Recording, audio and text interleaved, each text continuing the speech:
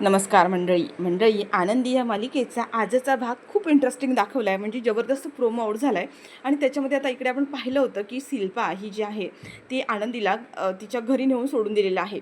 पण त्यावेळेला मात्र आता युगेंदरने येत शिल्पाच्या झिंजा उपटत तिला चांगली जन्माची अद्दल घडवलेली आहे आणि आनंदीची माफी मागायला लावत पुन्हा एकदा आनंदीला मान सन्मानाने घरी आणलेला आहे. आता नेमका हा सगळा प्रकार कसा घडला आणि युगेंदरनी शिल्पाचे त्या सगळ्यांसमोर कशा पद्धतीने जिरवलेले आहे हे सगळं काही आपण आजच्या भागामध्ये पाहूया.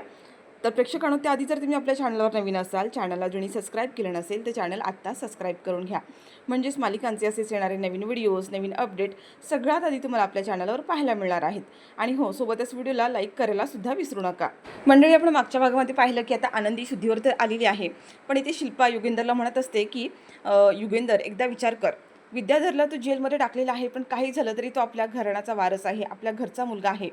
पण आता युगेंदर शिल्पाला ठामपणे सांगतो की तो जरी माझा भाऊ असला तरीसुद्धा त्याने जे कृत्य केलं ते अत्यंत वाईट आहे आणि त्याची शिक्षा त्याला मिळायलाच हवी. आणि ह्या सगळ्यामध्ये तू पडू नकोस. तू विचार कर ना, त्या मुलीच्या जागी तू असतीस तर काय केलं असतंस. आता शिल्पाला या सगळ्याचा राग आलेला आहे, कारण त्याने शिल्पाची तुलना आनंदीशी केलेली आहे आणि त्यामुळे आता शिल्पाला आनंदीचा खूप राग येतो. ती म्हणते की माझी तुलना ह्या मुलीशी हा करूच कसा शकतो. हे सगळं काही नाही या मुलीमुळेच होतं आहे. आता आनंदीला ज्या मेड आहेत त्या रूममध्ये घेऊन जातात आणि युगेंद्रसुद्धा त्याच्या रूममध्ये आता निघून गेलेला आहे. तर शिल्पा म्हणते की या मुलीचा ना काटा मलाच काढावा लागणार आहे. इकडे आता सगळेजण झोपलेले असतात आणि युगेंदर मात्र हॉलमध्ये येऊन सोफ्यावर झोपतो. आता त्याला काळजी वाटत असते की आनंदीसोबत जो आज काही प्रकार झाला, म्हणजे पोलिसांनी भले आज तो पोलिसांना ताकीद देऊन असला तरीसुद्धा विद्याधरचं काही सांगता येत नाही आहे आणि आनंदीच्या जीवाला त्याच्यापासून धोका आहे हे त्याला चांगलंच माहिती आहे. आणि म्हणून हा हॉलमध्ये झोपलेला असतो सोफ्यावरती. आता इकडे जी मेड आहे ती आनंदीला तिला झोपायला घेऊन झालेली असते. आनंदीचं लक्ष जातं की हे मालकसाहेब इथे सोफ्यावर झोपलेत. तेव्हा ती मेडला म्हणते की मालकसाहेब इथे सोफ्यावर का झोपलेत. त्यावर आता ही मेड म्हणते की मला त्याचा काही अंदाज नाही, पण मालकसाहेब असे सोफ्यावर आत्तापर्यंत कधी झोपले नाही आहेत. आनंदीला आता प्रश्न पडतो की आज का बरं हे ते बाहेर झोपले असतील. आणि आनंदी म्हणते की त्यांना किती अवघडल्यासारखं होत असेल, आपण त्यांना सांगूया का आतमध्ये झोपायला. आता ती मेड म्हणते की नको, राहू द्या, त्यांना गाढ झोप लागलेली आहे, उगाच त्यांची झोपमोड व्हायला नको. पण आनंदीला काही कळत नसतं. पण तेवढ्यात ती मेड म्हणते की मालकसाहेब कधी असे बाहेर झोपत नाही, पण मला असं वाटतं की त्यांचं बाहेर झोपण्याचं कारण तुमची काळजी आहे. कारण आज जो काही प्रकार झाला ना, त्याच्यामुळे त्यांना तुमची खूप काळजी वाटते आणि तुमच्या काळजीपोटीच ते इथे झोपलेले आहेत. आता जेव्हा ही मेड असं म्हणते तेव्हा आनंदीच्या तोंडावर हसू येतं आणि तिला कळतं की म्हणजे मालक साहेबांना आपली किती काळजी आहे, आपल्यासाठी किती काय काय करतात. आणि आनंदी आता ती जी मेड आहे तिला म्हणतात की एक काम करा, तुम्ही पण जाऊन झोपा, मी पण आज इथेच झोपणार आहे. ती जी मेड असते ती म्हणते अहो आनंदीताई, तुम्ही इथे इथे नका झोपू, तुम्ही आतमध्ये झोपा. पण आनंदी म्हणते की नको, मालक साहेब माझ्यासाठी इथे सोफ्यावर झोपतात, त्यांना किती अवघडल्यासारखं होत असेल आणि मी असं आतमध्ये निवांत झोपायचं नाही, मी सुद्धा आज इथेच झोपणार आहे. आणि आनंदी तिथे असलेल्या फरशीवरती बसून सोफ्यावर डोकं ठेवून झोपून जाते. तर इकडे पहाटे आता जेव्हा शिल्पा उठून येते तेव्हा ती पाहते की युगेंदर हा आता हॉलमध्ये झोपलेला आहे. आणि युगेंदरला असं झोपलेलं पाहून तिला आश्चर्यच वाटतं. आणि आता ही आनंदीसुद्धा आहे, तीसुद्धा हॉलमध्ये झोपलेली आहे. शिल्पा आनंदीला उठवते आणि म्हणते पोरी, इथं काय करते तू. आणि आता तिथे असलेल्या मेडला आवाज देते. आनंदी गडबडूनच उठते आणि म्हणते की ताईसाहेब नाही ते मी. आता ही आनंदी काहीतरी बोलणार तेवढ्यात शिल्पा म्हणते की ही इथं काय करते आणि हा युगेंदर इथं का झोपलाय. तेव्हा ती मेड म्हणते कदाचित आनंदीताईच्या काळजीपोटीच ते इथे झोपले असणार आहेत. आता मात्र शिल्पाला राग येतो आणि म्हणते की ह्या पोरीपायी हा काय काय करणार आहे. या सगळ्याला ही पोर जबाबदार आहे. आज तिच्या पाय माझा भाऊ असा इथे सोफ्यावर झोपला, हिला तर मी सोडणारच नाही आहे. आता इकडे युगेंदर हा ऑफिसमध्ये जायला निघालेला असतो. शिल्पा युगेंदरला म्हणते अरे युगेंदर, तू रात्री हॉलमध्ये का झोपला होतास असं इथं. युगेंदर म्हणतात त्याची पण काही कारणं आहेत, जाऊ द्या, मला अर्जंट मिटिंग आहे, मी आता मिटिंगला जातो. आणि असं म्हणून युगेंदर आता घाईघाईमध्येच घरातून बाहेर पडतो.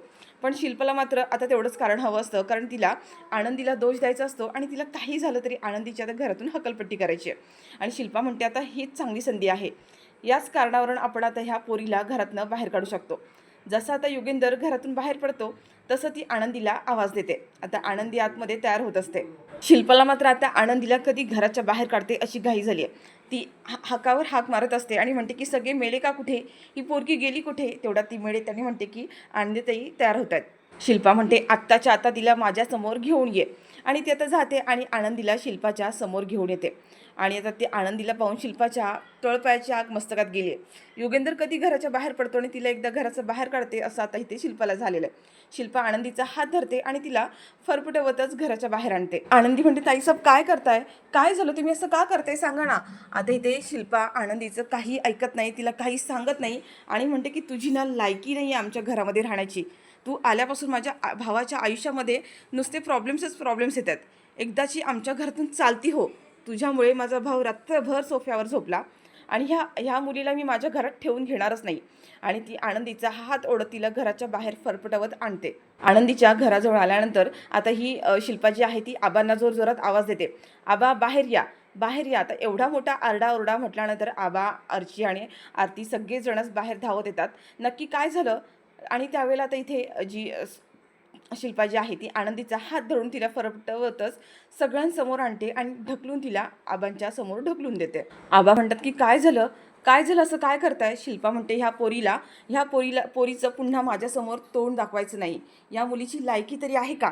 आणि आता इथे शिल्पा जी आहे ती आनंदीचा तर अपमान करतेच, पण त्यासोबत आता इथे आबांचा सुद्धा ती खूप अपमान करत असते. म्हणते भिकारडे लोक, संधी साधू लोक, तुम्ही संधी साधून आमच्या घरामध्ये शिरलात.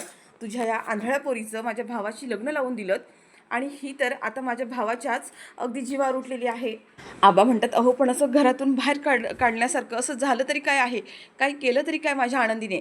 त्यावर आता ही शिल्पाजी म्हणत असते की हिच्यामुळे माझा भाऊ रात्रभर सोप्यावर झोपला, फक्त आणि फक्त या मुलीमुळे त्याला सुखाची झोपसुद्धा मिळत नाही आहे. आणि आता त्याच वेळेला इथे आबा म्हणतात की अहो पण त्यात आनंदीची काय चूक आहे आणि तुम्ही त्यांना इथे घेऊन आलात.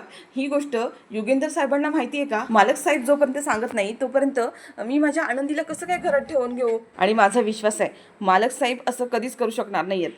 ते असे माझ्या आनंदीला घरातून बाहेर नाही काढणार आणि जोपर्यंत मालक साहेब सांगत नाही ना तोपर्यंत मी हे नाही करणार आहे. त्यावर आता ही जी शिल्पा आहे ती म्हणते हे जी मी काय करते ती माझ्या मनाने करत नाही आहे, हा मालक साहेबांचा हुकूम आहे आणि त्यांच्या सांगण्यावरूनच मी हे केलं आहे. पण आता इथे आबा म्हणत असतात की मालक साहेब असं कधी सांगू शकत नाही. आनंदीसुद्धा म्हणत असते की हे मालक साहेबांनी नाही सांगितलं आहे, साहेब आहेत ते घरीसुद्धा नव्हते. त्यावर आता शिल्पा तिचं तोंड बंद करते आणि म्हणते की चूप, एकदम चूप, तोंडातनं आवाजसुद्धा काढू नकोस. आणि तुला काय वाटलं सतत मालक साहेबांच्या मागं पुढं केलं म्हणजे मालक साहेब तुला त्यांच्या बायकोची जागा देतील असं तुला वाटलं का. हे कधीच शक्य होणार नाही आहे. आणि आता इथे शिल्पा जी आहे ती ह्या तिघांना सुद्धा ताकीद देते की ही गोष्ट मालक साहेबांना समजली नाही पाहिजे. मी ह्या पोरीला इथं आणून सोडलंय, ही जर गोष्ट मालक साहेबांपर्यंत पोहोचली तर तुम्हा कोणालाही मी सोडणार नाही आहे, तुमचं जगणं नकोसं करून टाकीन हा, असं आता म्हणत शिल्पाने सगळ्यांनाच धमकावलेलं आहे. पण आता आनंदीला काय करावं काहीच कळत नाही आहे. तर इकडे योगेंद्र मात्र आता घरी आलेला आहे आणि घरी आल्या आता ज्या मेड आहेत त्यांच्याकडून योगेंद्रला आनंदीची गोष्ट कळते. म्हणजे शिल्पाताईने आता तिला घराच्या बाहेर काढलंय, ते घेऊन गेल्यात हे जेव्हा आता योगेंद्रला कळतं आणि योगेंद्रला खूप मोठा राग येतो. म्हणजे आता त्यांनी सांगितलंय की तुम्ही रात्रभर बाहेर झोपला होतात आणि त्या सगळ्याला शिल्पाताईने आनंदीला दोषी ठरवलंय आणि म्हणूनच त्यांनी आता त्यांना घराच्या बाहेर काढून म्हणजे त्यांच्या घरी सोडायला गेल्यात. आता योगेंद्र शिल्पाला फोन करत असतो की नक्की ही कुठे आहे, काय करते, त्याला पुन्हा बोलावून घ्यायचं असतं. पण शिल्पा आता इकडे फोनच उचलत नसते योगेंद्रचा. त्याच्यामुळे आता योगेंद्र कसलाही विचार न करता तडक आता आनंदीच्या घरी येतो. आणि ज्यावेळेला आता आनंदीच्या घरी येतो आणि शिल्पा जेव्हा आता इकडे सगळ्यांना ओरडत असते आणि म्हणत असते की ही गोष्ट जर योगेंद्रला समजली तर मी तुम्हाला कोणालाही सोडणार नाही आहे, तुमचं सगळ्यांचं जिणं मुश्किल करून टाकेन आणि ह्या पोरीला पुन्हा इकडे आपल्या घरात पाठवायचं नाही. अगदी योगेंद्र इथं तिला घ्यायला आला तरीसुद्धा ती मुलगी घरात आली नाही पाहिजे. आता इथे शिल्पाच्या या गोष्टीला सगळेजणच घाबरत असतात. पण तेवढ्यातच मात्र आता योगेंद्रची दणक्यात एंट्री झाली आहे आणि शिल्पाचं हे बोलणं आता योगेंद्रने स्वतः ऐकलेलं आहे. आणि आता योगेंद्र येतो आणि आनंदीला उठवतो. आता आनंदी खाली पडलेली असते, तिला उठवतो आणि शिल्पाला त्याने आता चांगलाच दणका दिलेला आहे आणि म्हणते की ताई बस कर, आतापर्यंत मी तुला मोठी बहीण म्हणून मान दिला, सगळे हक्क दिले, पण याचा अर्थ असा नाही की तू या सगळ्या गोष्टीचा असा फायदा घेशील आणि घरच्या लक्ष्मीला असं घराच्या बाहेर काढशील. आता योगेंद्रला तिथे आलेलं पाहून इथे शिल्पाला मात्र मोठाच धक्का बसलेला आहे आणि योगेंद्रने सगळ्यांसमोर आता शिल्पाची चांगलीच खरपट्टी काढलेली आहे. तो तिच्यावर ओरडत असतो आणि आता इथे सगळ्यांसमोर जेव्हा हा योगेंद्र तिच्यावरती ओरडतो तेव्हा शिल्पा म्हणते की तू ह्या मुलीपायी माझ्यावरती ओरडतोयस, स्वतःच्या बहिणीवरती. आता योगेंद्र म्हणतो पण तुला हे सगळं करायची काय गरज होती, त्या पोरीची ह्या सगळ्यामध्ये काय चूक, तू तिला इथे असं घरातून बाहेर का काढलं. आता ह्या सगळ्या प्रकारावर इथे शिल्पा म्हणत असते की युगेंदर, तुला कळतंय, तू तुझ्या मोठ्या सख्या बहिणीवर ओरडतोयस. युगेंदर म्हणतो, ताई चूक तुझी आहे, तुला यांची माफी मागावीच लागेल. आणि युगेंदर आता सगळ्यांसमोर हिला शिल्पाला आनंदीची माफी मागायला लावतो. आता इथे सगळ्यांसमोर ही शिल्पा म्हणते की ही दीड दमडीची मुलगी, तिची लायकी आहे का? आता मात्र युगेंदर काही ऐकत नाही आणि म्हणतो की ताई तिची माफी माग. आणि आता हिचा नाईलाज आहे, शिल्पाचा नाईलाज असतो आणि ती आता आनंदीसमोर येऊन हात जोडते आणि नाईलाजाने आनंदीचे पाय पकडून तिची आता माफी मागत असते. आता हे सगळं बघून आरती आणि आबा ह्या सगळ्यांना चांगलं वाटतं, कारण एवढ्या मोठ्या सगळ्या संकटामध्ये सुद्धा मालक साहेब आनंदीच्या पाठीशी उभी आहेत.